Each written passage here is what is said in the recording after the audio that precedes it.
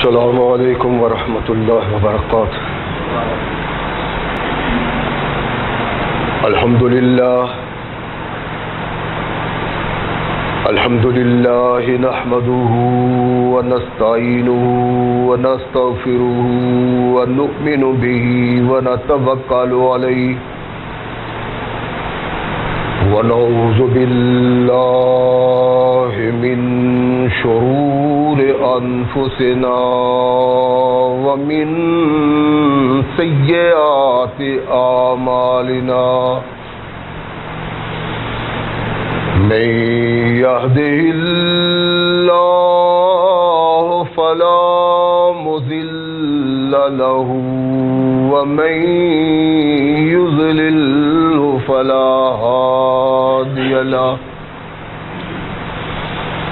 ونشهد أن لا إله إلا الله وحده لا شريك له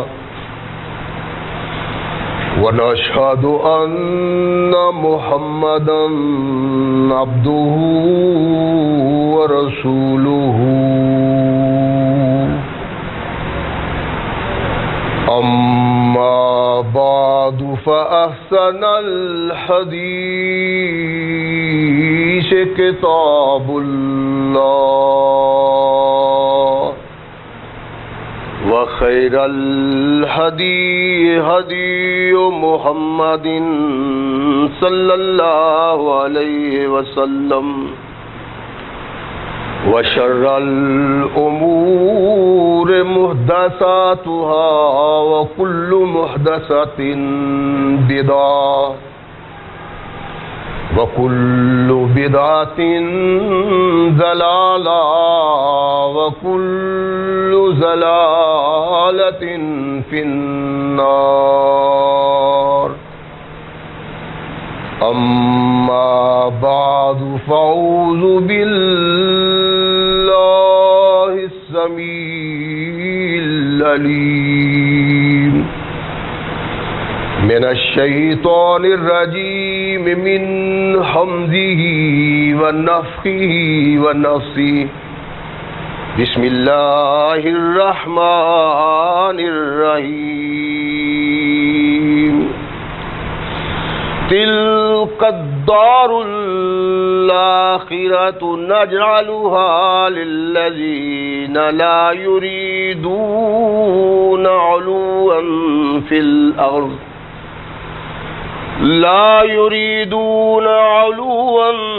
في الأرض ولا فسادا والعاقبة للمتقين۔ صدق اللہ مولانا العظیم وصدق رسولہ النبی الکریم۔ ہر قسم کی حمد و ثنا، تعریفات و توصیفات اس خالق و مالک کے لیے ہیں جس نے ساری کائنات کو تخلیق دیا اور اس کی حسن و آبادی کے لیے حضرت انسان کو تخلیق فرمایا۔ کروڑوں درود و سلام اس ہستی اقدس و مقدس پہ کہ جس کا نام نامی اسم گرامی ہے محمد۔ لاکھوں رحمتیں ان نفوس قدسیہ پہ کہ جنہوں نے سرور کائنات علیہ الصلاۃ والسلام سے اس ضابطۂ حیات کو وصول کیا اور اس کو ہم تک پہنچانے کے لیے اپنا تن من دھن قربان کر دیا۔ اللہ کی یہ بہت بڑی کرم نوازی ہے کہ اس نے اس ضابطۂ حیات کو ہم تک پہنچانے کے لیے ایسے مضبوط ذرائع اور اسباب استعمال کیے کہ ان کی موجودگی میں ہم ببانگ دہل کہہ سکتے ہیں کہ یہ ضابطۂ حیات جو آج قرآن کی صورت میں ہمارے ہاتھوں میں موجود ہے، یہ وہی ضابطۂ حیات ہے جو آج سے کم و بیش 1450 سال پہلے نبی کائنات اور رسول ثقلین حضرت محمد رسول اللہ صلی اللہ علیہ وآلہ وسلم پہ انسانوں کی رشد و ہدایت کے لیے نازل ہوا۔ اللہ کی اس کرم نوازی پہ ہم جس قدر بھی شکریہ ادا کریں کما حقہ اس کا شکریہ ادا نہیں ہوتا، اس لیے کہ یہ ضابطۂ حیات وہ دستور المتقی ہے کہ اگر انسان اس سے تعلق پیدا کر لے تو یہ قرآن اس کی دنیاوی زندگی میں ایک عظیم انقلاب پیدا کر دیتا ہے، اور اگر اس کو اپنے جسم و روح پہ جاری و طاری کر لیا جائے تو یہی وہ واحد ضابطۂ حیات ہے جو انسان کو دنیا کے ساتھ ساتھ عقبہ کی کامیابی کی ضمانت بھی دیتا ہے۔ مگر صدیف ایسے ضابطۂ حیات کی موجودگی میں آج جس قسم پرسی کی زندگی ہم بسر کر رہے ہیں، ایسی زندگی اس تختہ از پہ آج کسی قوم کی نہیں۔ قرآن وہ ضابطۂ حیات تھا جو جب آیا تو اس وقت کے حالات ایسے حالات تھے کہ وہاں بسنے والا انسان نہیں کہلا سکتا تھا، اس لیے کہ ان کی زندگیاں حیوانوں سے بدتر تھی۔ ماؤں کو لوڈیا بنانے والے، حرمت کے رشتوں کو رشتہ نہ سمجھنے والے، انسان کو انسان نہ سمجھنے والے، انانیت کا شکار، نخوت و تکبر کی تصویر۔ قرآن جب ان لوگوں میں آیا تو ان میں وہ انقلاب پیدا ہوا کہ آدم سے لے کر محمد رسول اللہ تک اور اس وقت سے لے کر آج تک کوئی ایسا انقلاب بپا نہیں ہوا۔ یہ قرآن کا اعجاز تھا یا محمد رسول اللہ صلی اللہ علیہ وسلم کا کردار جس نے انسان کو انسانیت سے آگاہ کیا اور اس کو اس بلند مرتبہ پہ کھڑا کیا جس کا حامل اصل میں انسان تھا۔ انسانیت کی پہچان محمد کریم علیہ الصلوۃ والسلام نے ان لوگوں کو کروائی، اور ان کو لوگ بدو کہتے تھے، اجہل سمجھتے تھے۔ جب ان کا تعلق قرآن سے ہوا، جب انہوں نے محمد رسول اللہ کے دامن کو تھاما، تو آج بھی وہ ساری انسانیت کے ہیرو نظر آتے۔ یہ ایک حقیقت ہے جس کو بیان کرنا تعلق کی اور محبت کی بنا پہ نہیں، ایسی حقیقت ہے کہ جس حقیقت کا اقرار قرآن کو نہ ماننے والے اور اسلام کو نہ قبول کرنے والے لوگوں نے بھی کیا ہے۔ مگر بد نصیبی ہے آج ہم جن حالات میں سے گزر رہے ہیں، آج جیسی زندگی بسر کرنے کے لیے ہم مجبور ہیں، ہم نے آج تک اس کا کھوج لگانے کی کوشش نہیں کی کہ آخر سبب کیا ہے۔ وہ قوم جس نے تمام انسانیت کو جینے کا سلیقہ دیا، آج اس قدر وہ بے بس کیوں ہے، پریشان کیوں ہے، بدحال کیوں ہے؟ ہم نے یہ جاننے کی کوشش ہی نہیں کی۔ یہ دور علم و آگاہی کا دور ہے، لیکن بدنصیبی سے ہم علم سے بہت دور چلے گئے، قرآن سے ناطہ توڑ لیا، محمد الرسول اللہ سے اعراض کی زندگی بسر کرنا شروع کر دی. اس کا سبب بنا کہ آج تک تحس پہ کوئی قوم اتنی ذلت اور رسوائی کی زندگی بسر نہیں کر رہی جتنی ہم کر رہے ہیں. ہمیں قرآن نے زندگی بسر کرنے کا ایک مکمل دستور دیا تھا،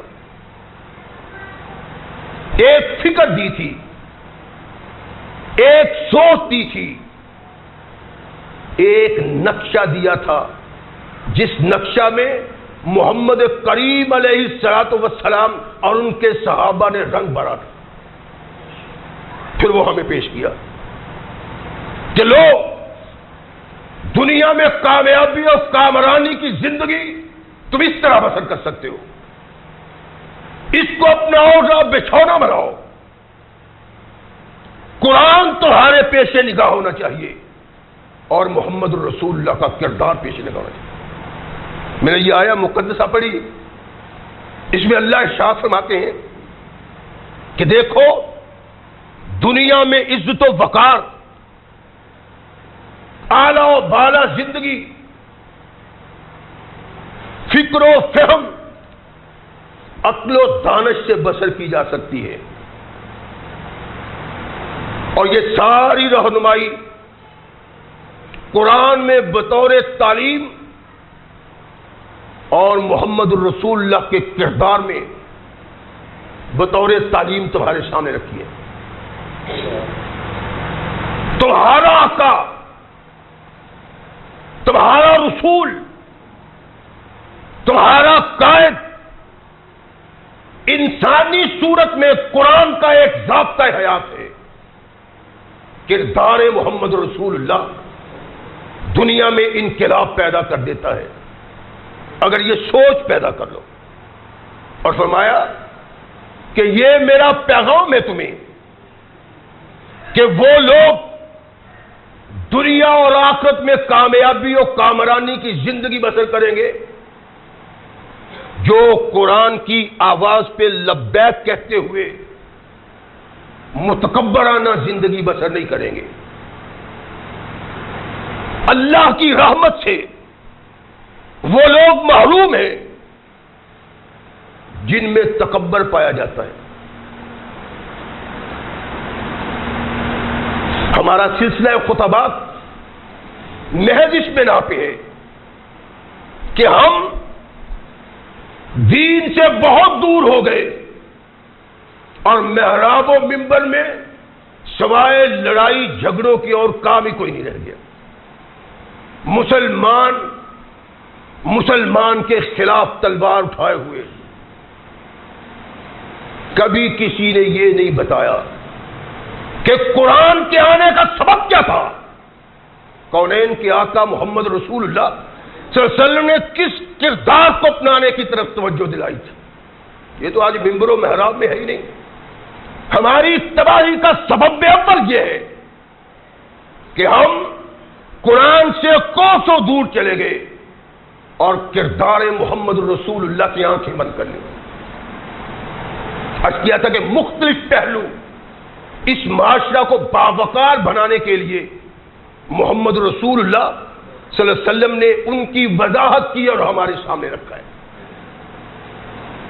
آج اسی سلسلہ کی یہ کڑی ہے جس کو اللہ نے اس قرآن میں ارشاد فرمایا ہے کہ اللہ کے محبوب، اللہ کے مقبول وہ لوگ ہیں جو زمین میں تکبر نہیں کرتے، نسبت نہیں کرتے، فساد نہیں پھیلاتے.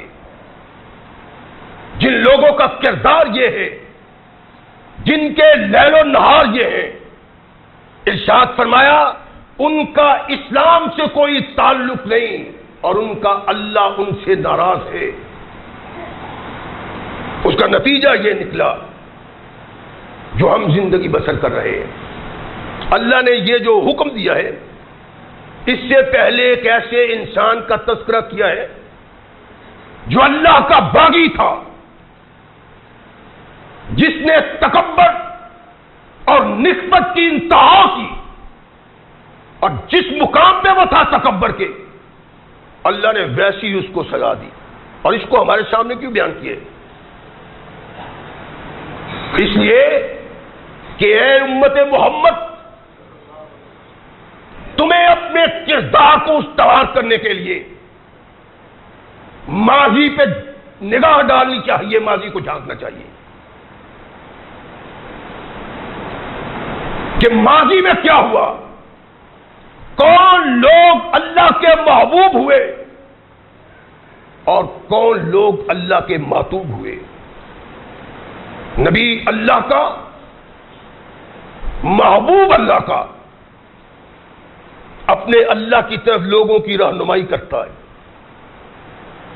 لوگ اس سے وابستہ ہوئے، اپنے بھی اور بیگانے بھی۔ یہ شخص جس کا ذکر اللہ نے اس مقام پہ کیا ہے، یہ بھی موسیٰ علیہ السلام کے ساتھ وابستہ ہوتا ہے، اللہ کے نبی کے چچا کا بیٹا ہے۔ مختلف روایات ہیں، کوئی اس کو چچا کہتا ہے اور کوئی چچے کا بیٹا، لیکن صحیح بات یہی ہے کہ موسیٰ علیہ السلام کے چچا کا بیٹا تھا، اور انتہائی دین سے تعلق رکھنے والا، انتہائی عقیدت رکھنے والا۔ کہتے ہیں کہ تورات کو اس لگن سے پڑھتا تھا، اور آواز بھی اتنی خوبصورت تھی کہ ایک سما طاری ہو جاتا تھا جب وہ تورات پڑھتا تھا، اس لیے اس کو منور بھی کہتے تھے۔ اللہ کے رسول کو ماننے والا، اللہ نے دیا تو انتہا کا، اتنا دولت سے نوازا، اتنا عزت سے نوازا، اتنا وقار دیا کہ بد نصیب اس کو سنبھال ہی نہیں سکا۔ آہستہ آہستہ موسیٰ علیہ السلام سے اختلاف شروع کر دیا، بہانے سے موسیٰ علیہ السلام سے اختلاف کرتا ہے، اور زندگی کے انداز ہی بدل گئے۔ علامہ ابن کثیر اپنی تفسیر میں لکھتے ہیں کہ یہ جب باغی ہوا دین کا تو اس کا انداز زندگی کیا تھا؟ کہتے ہیں کہ عام طور پہ لباس جو بنی اسرائیل پہنا کرتے تھے اس سے ہٹ کے یہ لباس پہنتا تھا، اور تہبند، شلوار، یہاں کا کپڑا جہاں تک بنی اسرائیل باندھتے تھے ایک بالش اس سے زیادہ باندھتا تھا، یعنی اس کے تکبر اور نخوت کی علامت یہ تھی، جو کپڑوں سے ظاہر ہوتی تھی کہ اس کے کپڑے، اس کا تہبند، اس کی شلوار اس کے ٹخنوں سے نیچے ہوتا تھا، اور متکبرانہ چال چلتا، بغاوت اختیار کی، نبی سے اختلاف کیا۔ لوگوں نے سمجھایا، اور بد نصیب آدمی، تجھے اللہ نے دولت سے نوازا ہے تو اللہ سے اعراض کا سبب کیا ہے؟ تمہیں چاہیے جس طرح رب نے تجھ پہ احسان کیا ہے، جس طرح اللہ نے تجھ پہ احسان کیا ہے، جس طرح اللہ نے تجھے نوازا ہے، وہ اللہ کا باغی نہ بن، بلکہ اللہ کے فرمان کے مطابق زندگی ویسی بسر کر جس طرح زندگی بسر کرنے کا اللہ حکم دیتا ہے اور نبی حکم دیتا ہے۔ تمہیں اللہ نے نوازا ہے، مسکراتا ہے، احتضام کہتا ہے اللہ نے نوازا ہے، اور یہ جو سب کچھ میں دیا گیا ہوں، یہ جو میرے پاس ہے، یہ میرے علم کا نتیجہ ہے، میری فقاہت اور میرے عقل و شعور کا نتیجہ ہے کہ میں آج تم لوگوں میں اس مقام پہ ہوں اگر یہ محض اللہ کی بات ہو تو اللہ تم کو نہ نواز دیتا. اس کی سوچیں بگڑ گئی، اس کا فکر بگڑ گیا، سمجھایا لوگوں نے، لیکن اللہ کا باغی رہا، رسول کا باغی رہا. اللہ کے نبی نے کہا اپنے اللہ سے ڈر جاؤ جس نے تمہیں دولت سے نوازا ہے، عزت سے نوازا ہے، وقار دیا ہے تمہیں، اور بد نصیب ہو تم اللہ کے باغی بن گئے ہو. اپنی ذات، اپنی شخصیت پہ فخر کرتے ہو، اپنے کردار کو اس مقام پہ لا کھڑا کیا تم نے کہ اللہ کی شخصیت اور اللہ کی حیثیت سے ہی منکر بن گئے ہو. انانیت کی سوچ، انانیت کی فکر تو نے پیدا کر لی ہے. اگر تو یہی رہا تو اللہ کے عذاب کی گرفت میں آئے گا، اللہ کے عذاب کی گرفت میں آئے گا. لا تفرح ان اللہ لا يحب الفرحین. کہا اتنا ترانا، اتنا فخر نہ کر، اتنا تکبر نہ کر کہ اللہ ان لوگوں کو پسند نہیں کرتا جو تکبر کرتے ہیں. یعنی یہ بد نصیب آدمی ایسا متکبر تھا کہ اپنے اللہ کو ہی بھول گیا، اپنے اللہ سے دور ہو گیا، انانیت کا علم بردار ہو گیا. موسیٰ علیہ السلام نے اس کو واعظ کیا، سمجھایا، اس کو نصیحت کی، اس کو ترغیب دلائی کہ اپنے کردار کے سبب اللہ کی نظر رحمت سے دور ہو جائے گا، اللہ کے عذاب کا شکار بن جاؤ گے. تمہارا انداز زندگی اللہ سے بغاوت ہے، اور تمہارا انداز ایک اللہ کے باغی اور متکبر انسان کا سا ہے. تو بات ہو جو موسیٰ علیہ السلام نے واعظ و نصیحت کی، سمجھایا، ترغیب دلائی، لیکن یہ بد کردار آدمی اتنا نفرت پسند تھا کہ بجائے موسیٰ علیہ السلام کی رہنمائی کو قبول کرتا، پہلے پیغمبر مانتا تھا، رسول مانتا تھا، قائد مانتا تھا. دماغ خراب ہوا، تکبر آیا ذہن میں، اللہ رسول کے احکامات کا باغی بن گیا. اور موسیٰ علیہ السلام کو نیچا دکھانے کے لیے اس نے ایک عورت کو تیار کیا. جب موسیٰ علیہ السلام پہ الزام لگائے، اللہ کے نبی پہ الزام لگایا اپنی دولت کی بنا پہ. موسیٰ علیہ السلام واعظ کر رہے تھے کہ اس عورت نے کھڑے ہو کے کہا، موسیٰ تو نے میرے ساتھ وہ کام کیا ہے جس کی بنا پہ لوگوں کو تو اللہ سے ڈراتا ہے، تمہارا کردار کیا ہے؟ موسیٰ علیہ السلام اس کا یہ کلام سن کے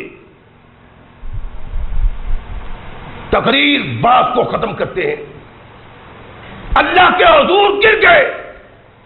اللہ آج تم میرا معین و مددگار نہ بنا تو میری عزت خراب ہوگی. علامہ ابن کثیر لکھتے ہیں کہ اپنے اللہ سے دعا کی، گڑ گڑائے، کھڑے ہوئے، اس عورت کو اللہ کی قسم دی، اللہ کے انعامات و احسانات کا ذکر کیا اور کہا اگر تو نے رب کی بغاوت کی تو قیامت کے دن تیرا جو حشر ہوگا وہ تیرے سامنے ہے. خوف دلایا موسیٰ علیہ السلام، گھبرا گئی. موسیٰ میں نے آپ پہ الزام رکھا ہے، اس کی ترغیب مجھے قارون نے دلائی، اور مجھے کہا ہے کہ تمہیں رقم سے نوازوں گا، دولت سے نوازوں گا۔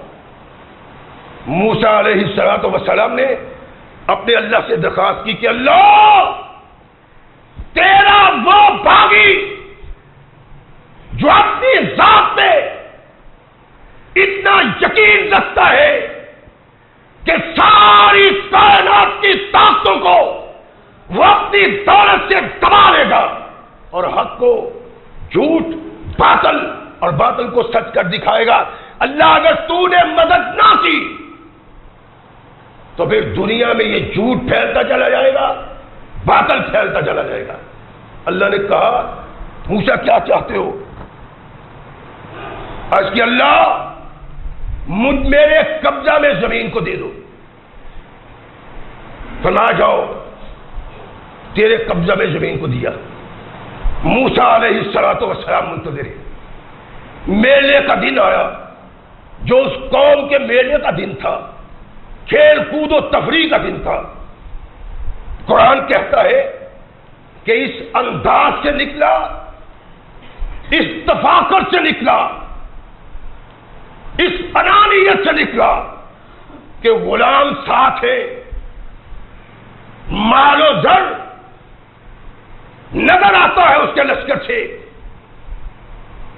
خود بھی ریشمی لباس پہنا ہوا ہے، غلاموں نے بھی پہنا۔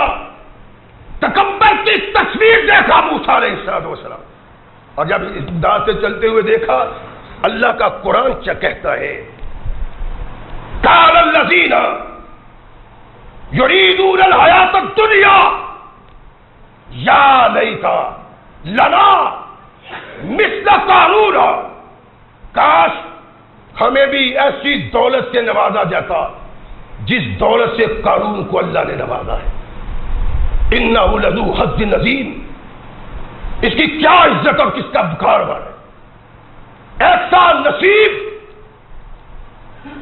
لوگ سوچتے ہیں، اللہ کا قرآن کہتا ہے کہ جب یہ شخص اللہ کی گرشت میں آیا، متکبر، نسبت کی تصویر، انانیت کا علم بردار، موسیٰ کا باغی، دین کا باغی، اپنی دولت پہ مان کرنے والا، اپنی طاقت پہ مان کرنے والا، اپنی قوت پہ مان کرنے والا، نسبت کی تصویر، نسبت کا بت، جب نسبت اور تکبر سے اپنے لشکر کے ساتھ نکلا، موسیٰ علیہ السلام نے زمین کو حکم دیا کہ اس کو جکڑ لو۔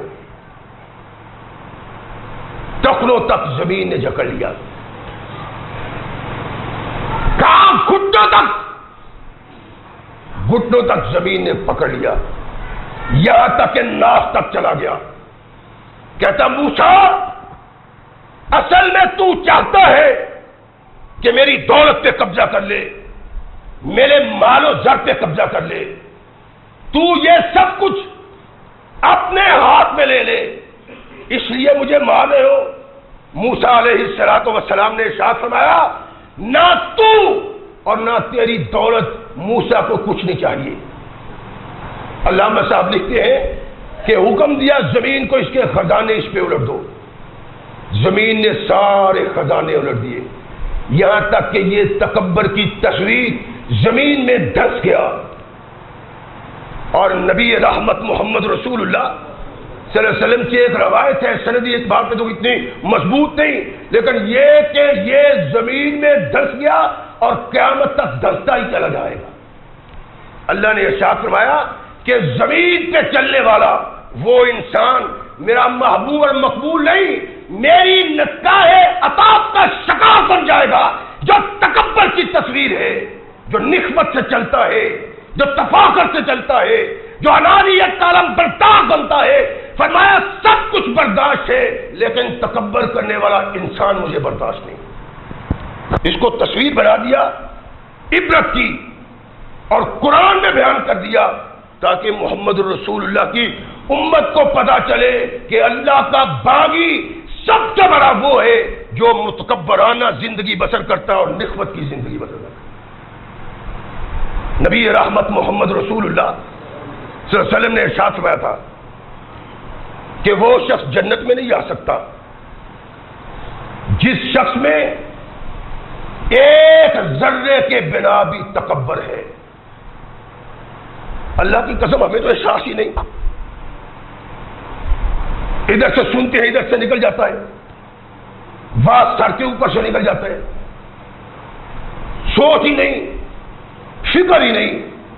اگر کوئی خوفناک انجام کی بات آتی ہے تو ہم تو سوئے ہوئے ہوتے ہیں، بعض اوپر سے گزر جاتا ہے۔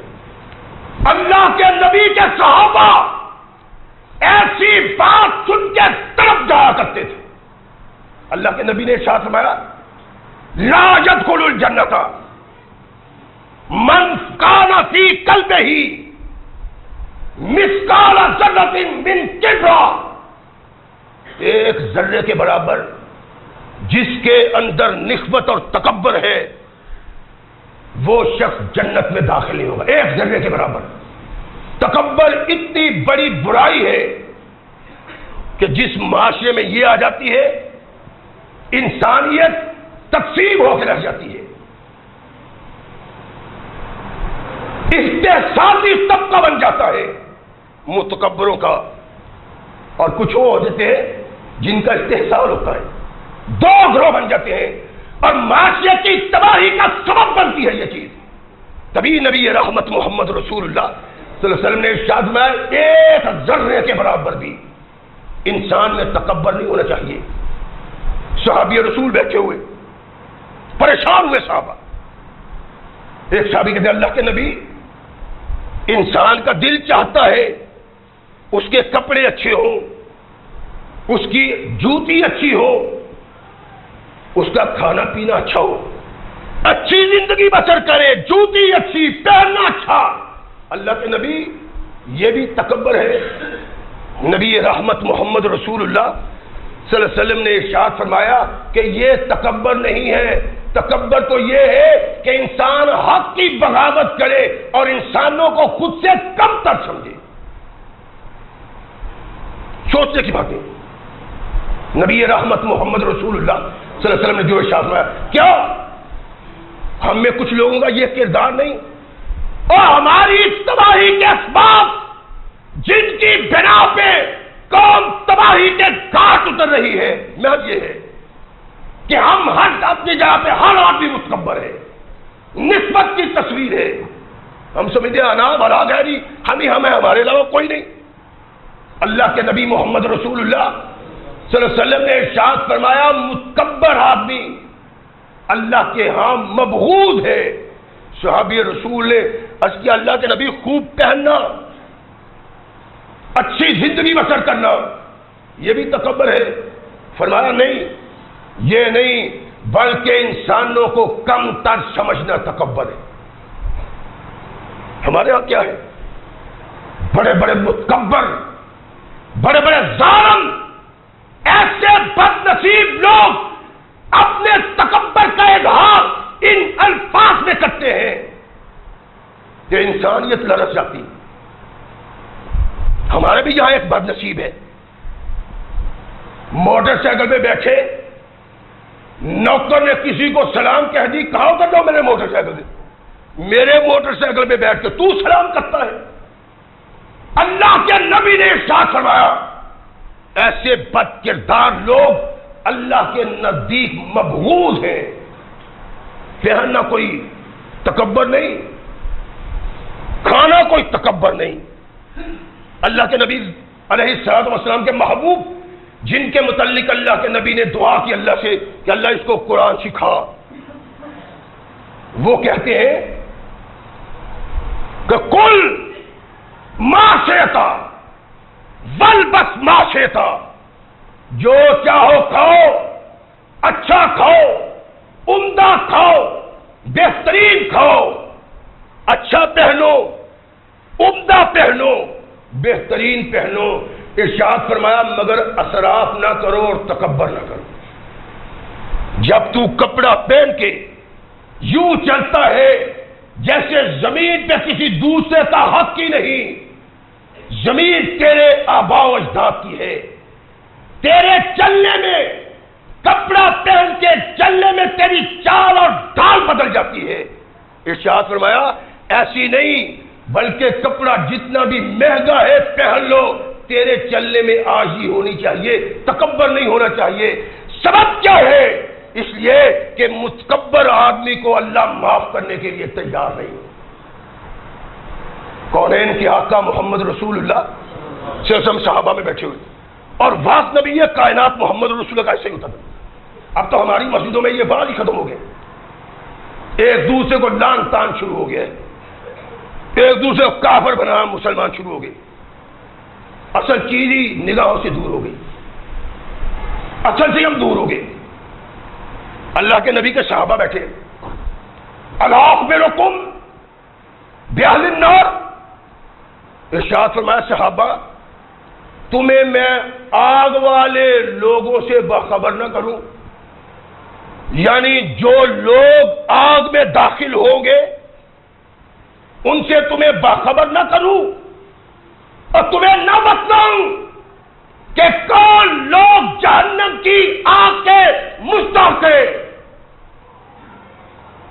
اللہ کے نبی اس کی ضرورت کیا ہے؟ ضرورت یہ ہے کہ مسلمان اس بد انجام سے بچ جائے۔ جب کردار بدل جائے، افکار بدل جائے، نظریات بدل جائیں تو پھر اللہ کا عذاب نازل ہوتا ہے۔ ہماری سوچیں ہی بدل گئی۔ الا اخبرکم باہل النار، اللہ کے نبی وہ کون بد نصیب ہیں جن کو آپ اہل نار کہہ رہے ہیں؟ فرمایا کل عتل جواز متکبر، ہر سرکش، اللہ کا باغی، آئین خدا کا باغی، فقیر اور تکبر سے چلنے والا، فرمایا یہ سب لوگ آگ والے۔ اور اللہ نے محمد رسول اللہ پہ جو قرآن نازل کیا ہے اس میں ایسے قصص بیان کیے ہیں، ایسے واقعات بیان کیے ہیں جو اللہ کے باغی تھے۔ ان کے بیان کا سبب کیا تھا؟ محض یہ کہ میرے محمد کی امت بچ جائے صلی اللہ علیہ وسلم، اس کے علاوہ کچھ نہیں۔ رب نے قرآن میں جو جان دیا کل عتل، ہر باغی، ہر سرکش، اللہ ایسا کچھ سرکش اور باغی جس نے بغاوت کی ہو، تکبر کیا ہو اور تو نے اس کو عبرت بنایا ہو، قرآن ارشاد فرماتا ہے نبی رحمت محمد رسول اللہ صلی اللہ علیہ وسلم پہ قرآن نازل ہوا اور ایسے بد کردار بادشاہ کا ذکر کیا قرآن نے۔ موسیٰ علیہ السلام آتے، قولوا لا الہ الا اللہ، اللہ کی توحید کا علم بردار بن جا۔ آدم سے لے کر محمد رسول اللہ صلی اللہ علیہ وسلم تک پہلا بات، پہلا فرمان، پہلی بات جو اسلام سے تعلق رکھتی ہے وہ یہ ہے کہ لا الہ الا اللہ۔ موسیٰ علیہ السلام نے کس کو کہا؟ جو کہتا تھا انا ربکم الاعلی، میں رب الارباب ہوں، میں ہی ماں ہوں اور کوئی نہیں۔ موسیٰ علیہ السلام نے ارشاد فرمایا نہیں، خالق و مالک رب وہ ہے جس نے تمہیں بھی پیدا کیا ہے اور مجھے بھی پیدا کیا ہے، اور ایک وقت آنے والا ہے کہ اس کے حضور پہنچ کے اپنی زندگی کا حساب دینا ہے۔ کہ موسیٰ میرے علاوہ بھی کوئی ہے؟ کون ہے وہ جس کے سامنے میں نے حساب و کتاب دینا ہے؟ میں ہی رب ہوں۔ یہ رب چھوٹے چھوٹے ہیں، ان سب سے بڑا میں ہوں۔ کس کی باتیں کرتے ہو؟ اللہ قرآن میں کہتے ہیں، وہ کہتا ہے یا ایھا الملأ ما علمت لکم من الہ غیری، اور میرے ساتھیوں، میرے سرداروں، میں تو نہیں جانتا میرے علاوہ تمہارا کوئی الہ ہو۔ یہ موسیٰ کیسی پاگلوں والی باتیں کرتا ہے۔ لا الہ، میں ہوں، میرے علاوہ کوئی نہیں۔ موسیٰ جس رب کی بات کرتا ہے، موسیٰ جس الہ کی بات کرتا ہے، آسمانوں پہ ہے، اپنے وزیر کو آواز دیتا ہے، اوقد لی یا حامان علی الطین، مٹی کی اینٹیں بناؤ حامان، فاجعل لی صرحا، میرے لیے ایک محل بناؤ۔ عجیب بات ہے، دینے والا میں، پرورش کرنے والا میں، کنٹرول ساری زمین میرے ہاتھ میں، اور یہ کسی اللہ کی بات کرتا ہے، کسی الہ کی بات کرتا ہے۔ انا، میں ہی میں ہوں، ما علمت لکم من الہ غیری، میری سمجھ میں تو نہیں آتا، میں ہی ہوں۔ اگر موسیٰ کہتا ہے تو فاجعل لی صرحا، میرے لیے محل بناؤ، اینٹیں تیار کرو، محل بناؤ۔ اور مورخ کہتا ہے کہ اتنا اونچا محل بنایا کہ اس سے اونچے کا کوئی تصور ہی نہیں تھا۔ لالی اطلع الی الہ موسیٰ، تاکہ میں موسیٰ کے الہ کو تو جان سکوں، وہ کون ہے جو آسمانوں میں چھپ کے بیٹھا ہوا ہے اور میری طرف ڈرانے والا بھیجا ہے۔ موسیٰ علیہ السلام کے سامنے فرعون اس نسبت اور تکبر کا اظہار کر رہا ہے۔ بنایا، بنی اسرائیلی روایت ہے، اللہ کے نبی محمد رسول اللہ صلی اللہ علیہ وسلم، نہ اس کی تصدیق کرو نہ تکذیب، عبرت کے بطور موسیٰ علیہ السلام کے رب کو جانچنے کے لیے فرعون اس محل پہ چڑھا اور تیر کمان میں چڑھاتا ہے، آسمان کی طرف کر کے اس کو چلا دیا۔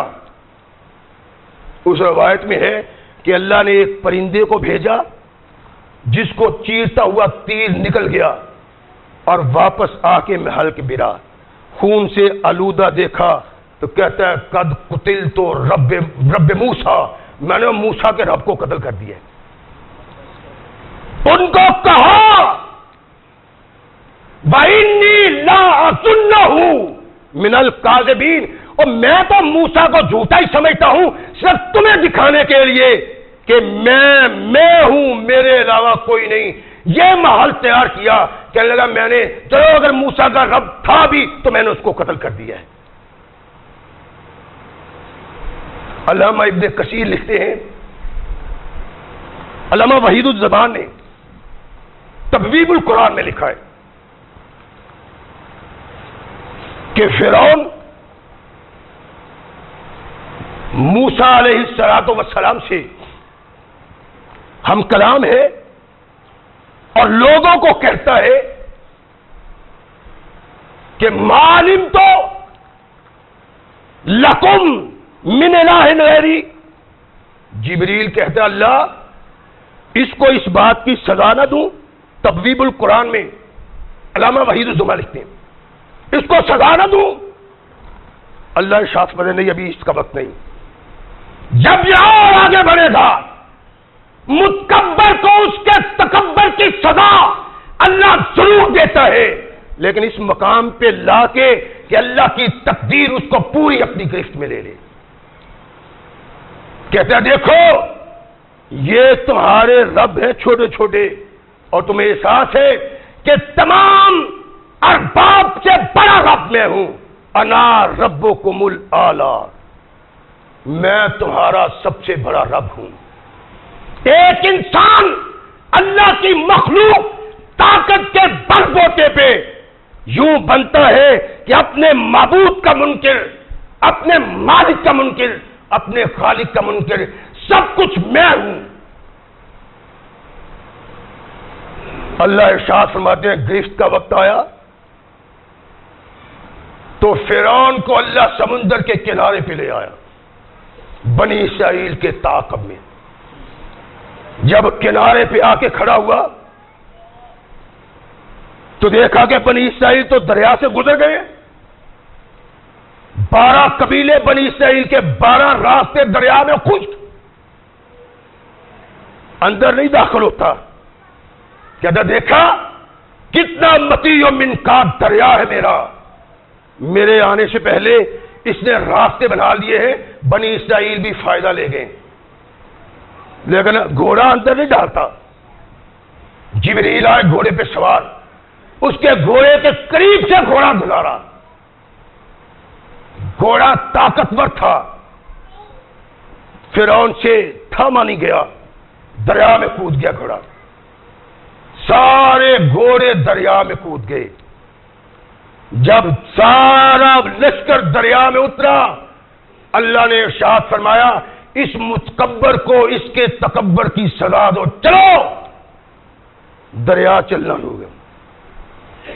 اللہ فرماتے ہیں حتی اذا ادرکہ الغرق قال آمنت انہ لا الہ الا الذی آمنت بنو اسرائیل.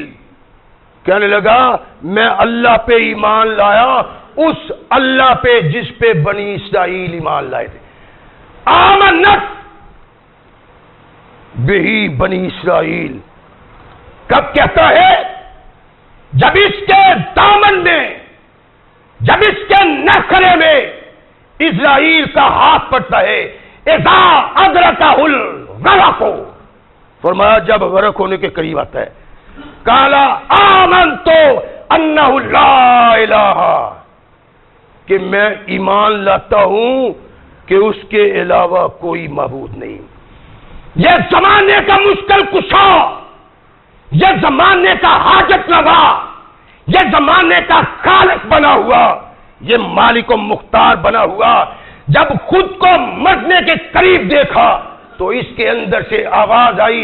حدیث میں ہے کہ ہاتھ اٹھائے آسمان کی طرف، انگلی شہادت کی اور کہتا ہے آمنتو انہ لا الہ الا اللہ الا الذی آمنت بہی بنو اسرائیل. اب اس کو اللہ کی طاقت پہ یقین آیا ہے. اب یہ سمجھتا ہے کہ میں حاجت روا نہیں تھا، میں مشکل کشا نہیں تھا، میں مالک و مختار نہیں تھا. قرآن نے بیان کیا سبب کیا تھا کہ اس امت کو بتایا جائے کہ اپنے عقائد کو صحیح کرو. اللہ طرح مشکل کشا ہے، اللہ طرح حاجت روا ہے، اللہ طرح مختار ہے، اللہ طرح قادر ہے. وہی بیماری دینے والا، وہی شفا دینے والا، وہی موت دینے والا، وہی زندگی دینے والا. مسلمان محمد کا کلمہ پڑھنے والے صلی اللہ علیہ وسلم جب تیرے نخرے پہ ہاتھ آئے پھر تجھے پتہ نہ چلے کہ اللہ ہی صرف مشکل کشا ہے. سارے مشکل کشا بھول جائیں، جس طرح اس مشکل کشا کو خود بھی بھول گیا اور ساری ڈھینگیں مارتا تھا، وہ بھی بھول گیا تو کہتا ہے میں اس اللہ پہ ایمان لاتا ہوں جس کے علاوہ کائنات میں کوئی دوسرا الہ نہیں.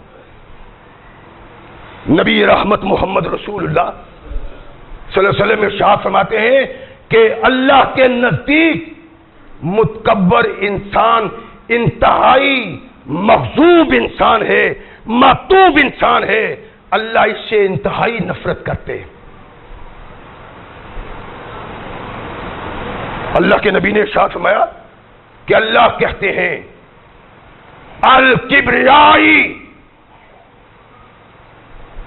الکبریاء رضائی والعظمت ازاری فمن نازانی احدا منہما قذفتہ فی النار. فرمایا کہ بڑائی میں اللہ کی چادر ہے اور عظمت میں اللہ کا تہبند ہے. فرمایا ان دونوں معاملوں نے جس نے مجھ سے جھگڑا کیا، ارشاد فرمایا اس کو جہنم میں پھینک دوں گا. یہ نہیں کہا کہ داخل کر دوں گا، یہ نہیں کہا اللہ نے، بلکہ فرمایا قذفتہ اس کو جہنم میں پھینک دوں گا. قذفتہ اس پھینکنے کو کہتے ہیں جو نفرت سے آدمی پھینکتا ہے. اللہ کے نبی محمد رسول اللہ صلی اللہ علیہ وسلم نے ارشاد فرمایا کہ یوں اللہ بیزار ہے اس انسان سے جو متکبرانہ زمین پہ چال چلتا ہے، دولت ہے اس پہ تکبر کرتا ہے، قوت ہے اس پہ تکبر کرتا ہے، چادر ہے اس پہ تکبر کرتا ہے۔ فرمایا تکبر کرنے کا تجھے حق نہیں، جو تکبر کرتا ہے اللہ اس کو قبول و منظور نہیں کرتا اور اس کو محبوب نہیں رکھتا۔ یہ تصور تھا اسلام میں جس میں تکبر کی کوئی حیثیت نہیں۔ قرآن کہتا ہے ایک اللہ والے بندے کا ذکر کرتے ہوئے کہ وہ اپنی اولاد کو نصیحت کرتا ہے، واعظ کرتا ہے، بہت ساری باتیں کہتا ہے، وہاں یہ بھی کہتا ہے وَلَا تُصَعِّرْ خَدَّكَ لِلنَّاسِ وَلَا تَمْشِ فِي الْأَرْضِ مَرَحًا إِنَّ اللَّهَ لَا يُحِبُّ كُلَّ مُخْتَالٍ فَخُورٍ۔ بیٹا بہت ساری باتیں نصیحت کی ہے، لیکن یہ یاد رکھنا کہ زمین پہ لوگوں میں اپنے منہ کو پھلاتے ہوئے نہ چلنا، جیسے ہمارے چودھری چلتے ہیں، بڑے پھنے خاں، طاقت والے، قوت والے، دولت والے، جاگیر والے، دیکھتے نہیں کسی کی طرف۔ فرمایا لا تصائر خدک، منہ پھیلا دینا، چلنا پھرنا، اور نہ ہی انسانوں میں تکبر کے ساتھ چلنا کہ اللہ تعالیٰ متکبر اور شیخی خوری کو پسند نہیں کرتا۔ کونین کے آقا محمد رسول اللہ نے جو ہمیں واضح دیا ہے، جو قرآن نے کہا ہے، تو اسلام میں اس کا تصور نہیں، تکبر کا، نکبت کا۔ یہ دیکھیں نا جو آج ہمارے ساتھ ہو رہا ہے، کیا ہو رہا ہے اس ملک میں؟ نہ نواز شریف اپنی ہٹ درمی سے رکتا ہے، نہ قادری، نہ عمران خان، اور تباہی مسلمانوں کی اور پاکستان کی ہو رہی۔ کہاں جائیں ہم لوگ؟ یہ محض تکبر کا کرشمہ ہے، نسبت کا کرشمہ ہے۔ وہ بھی انا کہتا ہے، یہ بھی انا کہتے ہیں، اور کل جب قیامت کے دن اللہ کے حضور جائیں گے، جو بھی مسلمانوں کا نقصان ہوگا ان کے گلوں میں ڈال دیا جائے گا اور ان سے پوچھا جائے گا۔ اور بدنصیبی تو ہماری بھی ہے، ووٹ آتے ہیں ہم دوڑتے ہیں ووٹ دینے کے لیے، اور مسلمان ہیں۔ اللہ قرآن میں کہتا ہے مسلمان قرآن کے نظام کے نفاذ کے لیے جد و جہد کرتا ہے۔ یا سنت کے مطابق داڑیاں رکھنے والے مولوی جمہوریت کرتے پھرتے ہیں، بغاوت اسلام سے، اور اس بغاوت کا سبب اور نتیجہ ہے آج ذلت و نکبت ہمارے پہ یوں برس رہی ہے جیسے بارش آسمان سے برستی۔ کونین کے آقا ثقلین کے تاجدار محمد رسول اللہ صلی اللہ علیہ وسلم نے ایک انداز دیا تھا اس کا۔ فاروق اعظم کا دور خلافت ہے، بیٹا بازار میں چل رہا ہے، سمجھو مسلمانوں اسلام کیا ہے، مسلمان کیا ہے۔ بدنصیبی ہے نہ قرآن نہ محمد رسول اللہ کا فرمان مصطفیٰ سننے کے لیے 1 گھنٹہ وہ بھی مسلمان 7 دن کے بعد دیتے ہیں، وہ بھی نہیں دیتے۔ اس وقت آتے ہیں جب ساری باتیں ہو چکی ہوتی ہیں۔ اور سنو کونین کے آقا محمد رسول اللہ صلی اللہ علیہ وسلم نے کیا کردار دیا تھا مسلمانوں کو، اور مسلمان کیسے تھے۔ فاروق اعظم کا بیٹا بازار میں چل رہا ہے، سامنے سے فاروق آتے، بیٹے کو دیکھا، زور کا تھپڑ اس کے منہ میں ڈالا، چلا واپس گھر۔ بیٹا گھر آ گیا، ام المومنین جو اس کی بہن بھی ہے، اسلام کے ناطے ماں، ام المومنین جو فاروق کی بیٹی بھی ہے، اسلام کے ناطے سے ماں، گھر بیٹھی ہوئی ہیں، آنکھوں میں آنسو آ گئے۔ ارشاد فرمایا کیا بات ہے بھائی؟ کہنے لگا میرا قصور بھی کوئی نہیں تھا، سرے بازار بابا نے میرے منہ پہ تھپڑ مارا ہے، میری بھیشی ہو گئی۔ سیدنا فاروق اعظم رضی اللہ تعالیٰ عنہ آئی، بیٹی نے کہا بابا اس کا قصور کیا تھا سرے بازار جس کے منہ پہ تھپڑ مارا ہے آپ نے؟ ارشاد فرمایا حفصہ یہ بازار میں چل رہا تھا، تیل لگایا ہوا تھا، اور ترچا تیر نکال کے، مانگ نکال کے بازار میں یوں چل رہا تھا جیسے زمین اس کے آباء و اجداد کی ہو۔ میرے ضمیر نے گوارا نہیں کیا میرا بیٹا اس طرح متکبرانہ چال زمین پہ چلے کہ آسمان پہ اللہ ناراض ہو جائے۔ یہی فاروق تھا، یہ سبب کیوں بنا؟ ارشاد فرماتے ہو لوگوں عاجزی اختیار کرو، انا نہ کرتے پھرو، اور دولت پہ ناز نہ کرو، طاقت پہ ناز نہ کرو، نخوت نہ کرو کہ یہ چھوٹا موچی جلا یہاں اور بٹ صاحب چودھری صاحب یہاں، اور تیری قسمت میں جو ہے وہ تجھے ملا ہے۔ اس بات پہ تکبر تیری عاقبت کو تباہ کر دیتا ہے۔ کونین کے آقا ثقلین کے تاجدار محمد رسول اللہ کا فرمان بیان کرتے ہیں، کہتے ہیں میں نے اللہ کے نبی سے سنا، وہ فرماتے ہیں عاجزی کرو، انکساری کرو، عاجزی اور انکساری کرو گے تو اللہ تمہارے نام کو بلند کر دے گا، اور تم اپنے آپ کو چھوٹا سمجھو گے، لوگ تمہیں بڑا سمجھیں گے۔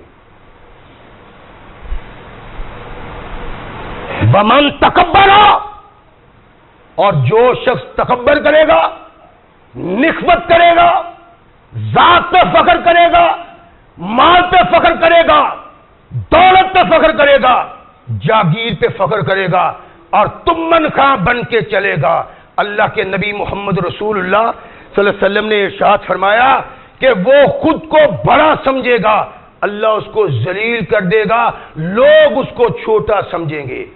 حتی احونا علیہم من کلب او خنزیر، فرمایا اتنا ذلیل لوگوں کی نگاہ میں ہو جائے گا کہ لوگ اس کو کتا اور سور سمجھیں گے۔ اور ان آنکھوں نے، ان کانوں نے، انہوں نے دیکھا، انہوں نے سنا، اللہ کی قسم ایسے بڑوں بڑوں کے لیے کہ جب جاتے ہیں پیچھے سے کہنے والا کہتا سور جا رہا ہے، دوسرا کہتا ہے یہ اس سے بھی بدتر ہے۔ 1450 سال بعد محمد کریم کا یہ ارشاد ان آنکھوں نے دیکھا اور ان کانوں نے سنا۔ اللہ کے نبی نے کہا متکبر انسان انسانوں کے نزدیک کتا اور خنزیر بن جاتا ہے، اور یہی متکبر کا انداز ہے، یہی سوچ ہے متکبر کی، اور یہی فکر ہے متکبر کا۔ کونین کی آقا ثقلین کے تاجدار محمد رسول اللہ صلی اللہ علیہ وسلم نے ارشاد فرمایا کہ متکبر آدمی جب قیامت کو اٹھایا جائے گا، ارشاد فرمایا اس کا چہرہ، اس کی شکل و صورت وہی ہوگی جو دنیا میں تھی، اور اس کا جسم چیونٹیوں کی مانند ہوگا۔ متکبر آدمی نبی رحمت محمد رسول اللہ صلی اللہ علیہ وسلم کے فرمان کے نزدیک اور کائنات میں سب سے بڑا صادق محمد کریم کی ذات ہے۔ اوپر سب سے زیادہ سچ بولنے والا اللہ، زمین پہ سب سے زیادہ سچ بولنے والا محمد صلی اللہ علیہ وسلم۔ فرمایا شکل و صورت تو اس کی وہی ہوگی جو دنیا میں تھی، لیکن اس کا جسم چیونٹیوں کی مانند ہوگا، ہر طرف سے ذلت اس کی طرف آئے گی۔ فرمایا اس کو گھسیٹیں گے فرشتے جہنم میں، اور ایسے مقام کی طرف لے جائیں گے جہاں آگوں سے، کئی آگوں سے ایک آگ بنائی جاتی ہے جس میں اس متکبر آدمی کو جس میں ڈالا جائے گا۔ اور کونین کے آقا محمد رسول اللہ صلی اللہ علیہ وسلم نے ارشاد فرمایا کہ اس کو جہنمیوں کے خون اور پیپ پلائی جائے گی قیامت۔ یہ اللہ کے نبی محمد رسول اللہ کی رہنمائی کیوں ہے؟ قرآن یہ کیوں کہتا ہے؟ محض اس کا سبب یہ ہے کہ آنے والے لوگوں کو سمجھایا جائے کہ اللہ کے نزدیک متکبر انسان انتہائی مبغوض انسان ہے، اور اللہ کی رحمت اس پہ کبھی نازل نہیں ہوتی۔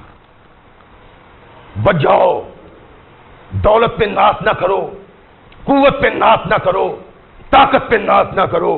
ارشاد فرمایا عاجزی اختیار کرو، انکساری اختیار کرو۔ عاجزی اور انکساری انسان کی عظمت کو آسمان تک پہنچاتی، اور تکبر آسمان پہ پہنچے ہوئے انسان کو کارے زمین میں دفن کر دیتا ہے۔